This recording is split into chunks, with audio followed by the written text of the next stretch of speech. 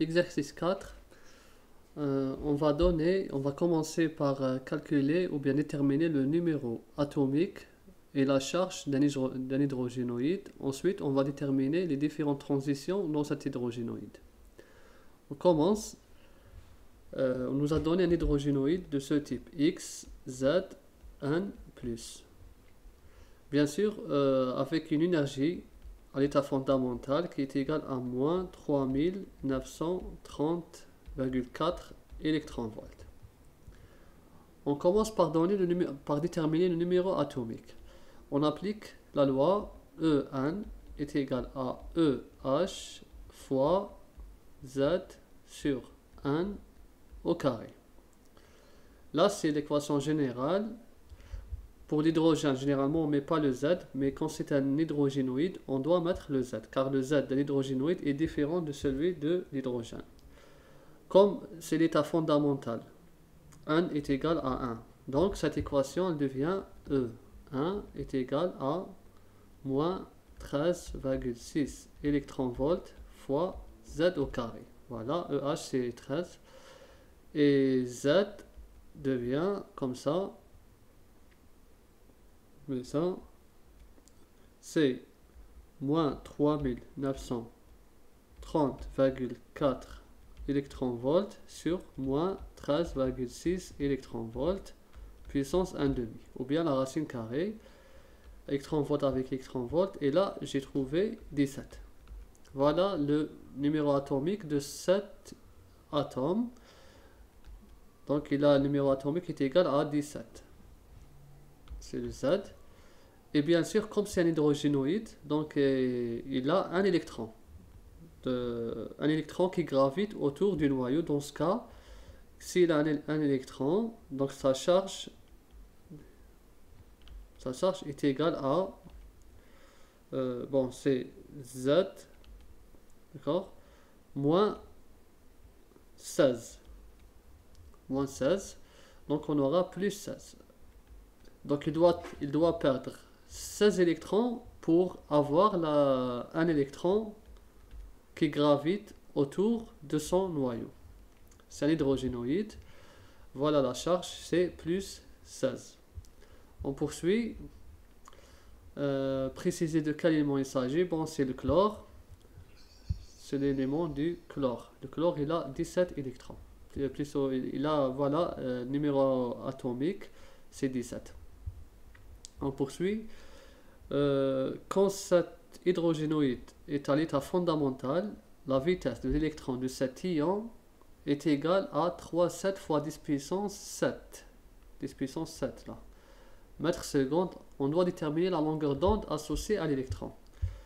Donc là toujours à N égale à 1. La vitesse de cet électron, puisqu'il a un seul électron, est égale à 3,7 fois 10 puissance 7 plus 7 mètres secondes moins 1. Là, on voit bien que c'est très proche de la célérité. C'est presque du même ordre de grandeur, parce que la célérité, c'est de l'ordre 10 puissance 8 et là 10 puissance 7. Donc c'est fois 10. Pour déterminer donc là, la vitesse d'électron, c'est donné, on détermine la longueur d'onde associée à l'électron. On sait qu'à l'échelle atomique, toute particule possède des propriétés d'une onde. Une onde possède aussi les propriétés d'une particule.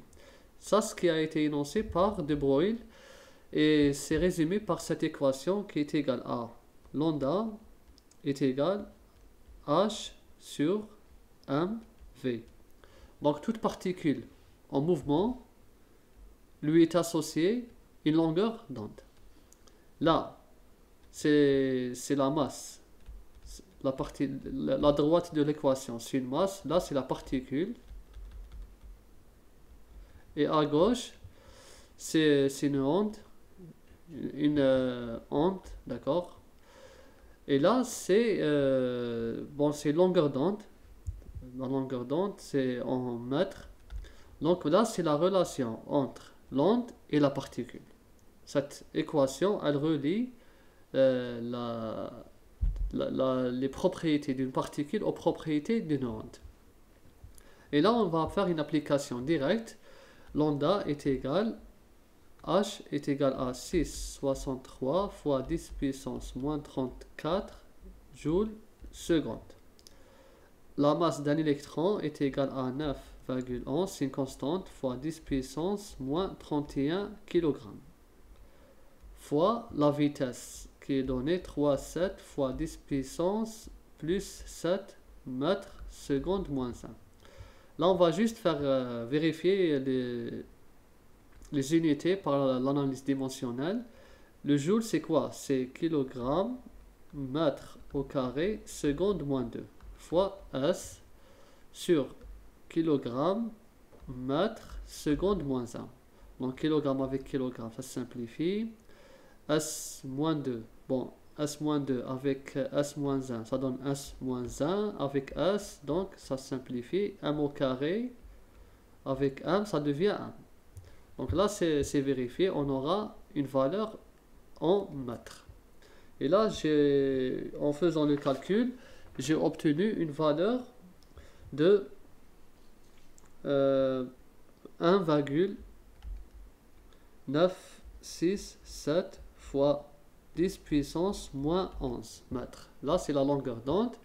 On va la convertir en nanomètres. On sait que 1 mètre est égal à 10 puissance 9 nanomètres.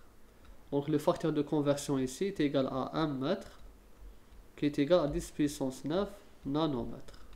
Mètre avec mètre est enlevé. Et là, j'aurai une valeur de 1,967, on va poursuivre, fois 10 puissance moins 2 nanomètres. C'est une très courte longueur d'onde. Là, c'est la longueur d'onde, elle est très courte. C'est-à-dire que son énergie est très élevée. On poursuit, donc là, c'est la longueur d'onde associée à l'électron. Elle est associée à l'électron qui gravite autour du noyau du chlore.